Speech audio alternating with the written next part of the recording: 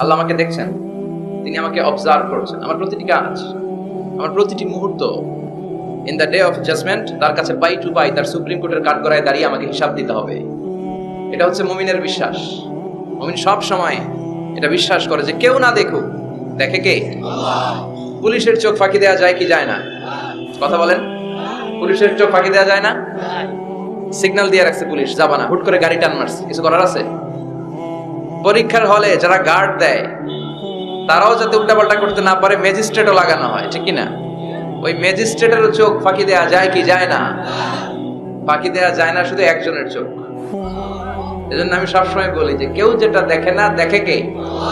কেউ যেটা শোনে না শোনে কে? আপনি যখন যে মুহূর্তে যেভাবে আল্লাহ তাআলাকে ডাক দেন তিনি শুনতে পায়। নাকি মাঝরাতে ডাক দিলে শোনে না? তুফানে পড়ে ডাক দিলে শোনে না? ভূমিকম্পের মাঝখানে ডাক দিলে উনি শোনে না? এই বিশাল সাত আকাশ, সাতটা স্তরের জমিন, এই সাত স্তরের জমিনের নিচে কোন গোপনতম প্রকোষ্ঠে কোন একটা বক্সের ভিতরে যদি ছোট্ট একটা মাকড়সা বা পিপিলিকা হেঁটে বেড়ায়, আল্লাহ বলেন আমি সাত আকাশের উপর থেকে, আমার আরশের উপর থেকে ওই পিঁপড়ার পায়ের আওয়াজটাও শুনতে পাই। এজন্য বিপদে পড়লে, মন যখন বিষণ্ণ থাকবে, দুঃখের সময়ে আমরা চাইবো কার কাছে? সব সময় প্রশংসা করব কার? ইদা সাআলতা ফাসআলিল্লাহ ওয়া ইদা ইসতাআনতা ফাসতাইন বিল্লাহ। যখন সাহায্য চাইবে আল্লাহর কাছে চাও, যখন কোনো কিছুর প্রয়োজন হবে আল্লাহর কাছে চাও। বিষ্ণু বলেছেন তোমার পায়ের জুতার ফিতাও যদি ছিঁড়ে যায়, মুচির দোকানে যাওয়ার আগে, জুতা ছিঁড়ে গেছে, মুচির দোকানে তো যেতেই হবে, কিন্তু মুচির দোকানেও যাওয়ার আগে চাইবা কার কাছে? আল্লাহর কাছে। এটা হচ্ছে মুমিনের বিশ্বাস। অগাধ বিশ্বাস থাকবে তার আল্লাহর উপর। যে কোনো পরিস্থিতিতে মুমিন এটা বিশ্বাস করে যে এই ক্রাইসিস থেকে একমাত্র আমাদেরকে উত্তরণ করতে পারেন একটা সত্তা। চিল্লায় বলেন তিনি কে? আল্লাহ। যেন সবসময় আমরা তার প্রশংসা করব। আল্লাহর প্রশংসা কি কম কম না বেশি বেশি? বেশি বেশি প্রশংসা করলে খুশি হয় কে? লা ইন শাকারতুম লা আযীদান্নাকুম ওয়া লা ইন কাফারতুম ইন্না আযাবি লাশাদীদ। যদি আমার শুকরিয়া করো, আমাকে যদি থ্যাঙ্কস দাও, তাহলে আমি আল্লাহ তোমাকে নেয়ামত যা দিয়েছি আরো বাড়িয়ে দেব। আর এত কিছু দেওয়ার পরেও যদি নাশুকরি করো, তাহলে জেনে রাখো আমার শাস্তি বড় ভয়ানক। আমি আল্লাহ সব সময় ধরি না, ধরলে ছাড়ি না। ধরে ধরে ধরে না, ধরলে আল্লাহ। মনে থাকবে এই কথাগুলো? আল্লাহ ইজ ওয়াচিং মি, মনে রাখবে। অনেকে আমাদেরকে প্রশ্ন করে যে হুজুর আমি 5 ওয়াক্ত নামাজ পড়ি, ইয়াং ছেলেরা, আমি ইয়াংদের কথা বুঝি, ইয়াংরা আমার কথা বুঝে, আমি নিজেই তো ইয়াং, বুঝতে তো হবেই। তো অনেকে আমাকে প্রশ্ন করে যে হুজুর আপনাদের আলোচনাগুলো শুনে আমার জীবনের মোড় পরিবর্তন হয়েছে, কিন্তু এই পর্নোগ্রাফির করাল গ্রাস থেকে আমি নিজেকে বাঁচাতে পারছি না। আমি নামাজও পড়ি, আবার অশ্লীল ভিডিওও দেখি। আমি সকালে তওবা করে বিকেলে দেখি, বিকেলে তওবা করে সকালে দেখি। এরকম সমস্যা আমার অনেক যুবক ভাইদের আছে না নাই? তোমাদের যাদের এই সমস্যা, তাদের মোবাইলের ওয়েলকামিং নোটে তুমি লিখে রাখবে আল্লাহ ইজ ওয়াচিং মি, মানে আল্লাহ আমায় দেখছেন। তুমি যেই ল্যাপটপ ইউজ করো, ওই ল্যাপটপের এক পাশে টাইপ করে তুমি লিখে রাখবে আল্লাহ সুবহানাহু ওয়া তাআলা ইজ ওয়াচিং মি। তিনি আমায় দেখছেন, তিনি আমাকে প্রত্যক্ষ করছেন। পৃথিবীর কেউ দেখে না। দরজা বন্ধ করে, লাইট অফ করে, জানালার পর্দা নামিয়ে দিয়ে একা একা লুকিয়ে লুকিয়ে অশ্লীল ভিডিও আমি দেখছি, কেউ দেখে না, দেখে কে? এজন্য আল্লাহর ভয়টা মুমিনের অন্তরে সব সময় থাকা চাই।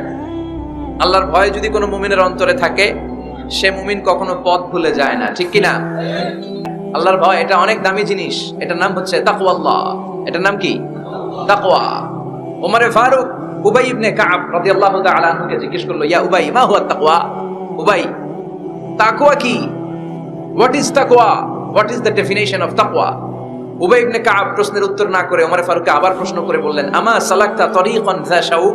হে আমিরুল মুমিনিন, আপনি কি কাঁটাযুক্ত কোনো রাস্তা দিয়ে, এমন রাস্তা যে রাস্তার ডানে বায়ে সামনে পেছনে ক্যাকটাসের গুলমলতা, খালি কাঁটা, এই কাঁটাযুক্ত কোনো রাস্তা দিয়ে কি আপনি কখনো হেঁটে যান নাই?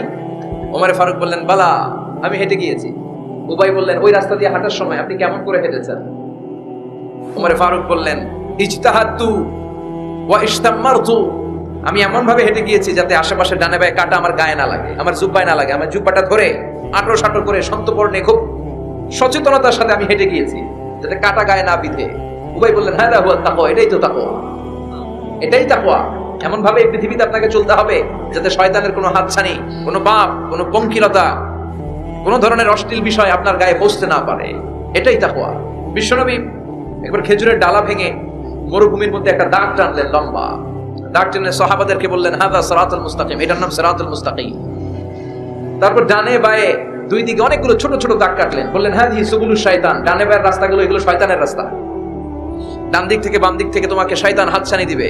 গানের কনসার্টে চলো, দুম্মা চলে ধুম দেখতে চলো, জুয়াবাজিতে চলো, নিষিদ্ধ পল্লীতে চলো, একটার পর একটা হাতছানি আপনাকে ডানে বায়ে সামনে থেকে পেছন থেকে আপনাকে গ্রাস করে ফেলতে চাইবে। কিন্তু মুমিন যখন সিরাতুল মুস্তাকিমের পথে একবার উঠেছে, এই পথটা শুরু হয়েছে দুনিয়া থেকে, এটার ওই প্রান্তে আছে জান্নাতুল ফেরদাউস। ঠিক কিনা? এজন্য প্রতিদিন সালাতে আমরা পড়ি ইহদিনাস সিরাতাল মুস্তাকিম। যে যুবকদের এই সমস্যা আছে, পর্নোগ্রাফির সমস্যা, এটা জাতীয় সমস্যা বাংলাদেশের জাতীয় রোগের নাম ডায়াবেটিক্স। জাতীয় রোগের নাম কি? আর যুবকদের জাতীয় সমস্যা হচ্ছে কি? পর্নোগ্রাফি। স্মার্টফোন গুলো আমাদেরকে স্মার্ট না বানিয়ে আমাদেরকে শেষ করে দিচ্ছে। ঠিক কিনা? এজন্য আপনার একটা শক্ত সিদ্ধান্ত পারে আপনাকে জান্নাতি বানাতে, আর আপনার দুর্বল সিদ্ধান্তটাই আপনাকে জাহান্নামী বানানোর জন্য যথেষ্ট। এজন্য মুমিন মাত্রই তাকে বিশ্বাস করতে হবে, আল্লাহ ইজ ওয়াচিং মি। কি বিশ্বাস করবেন? আল্লাহ ইজ ওয়াচিং মি, আল্লাহ আমায় দেখছেন। কেউ দেখে না, কারো দেখার দরকার নাই, কিন্তু আমার আল্লাহ দেখে। ঠিক কিনা? এটাই সবসময় মুমিনের অন্তরে থাকতে হবে। এটার নাম ঈমান, এটার নাম তাকওয়া। এই তাকওয়া নিয়ে যেন আমরা মরতে পারি, আল্লাহ তুমি তৌফিক দাও। ঈমানের সাথে যেন আমাদের মৃত্যু নসিব হয়, তুমি তৌফিক দাও।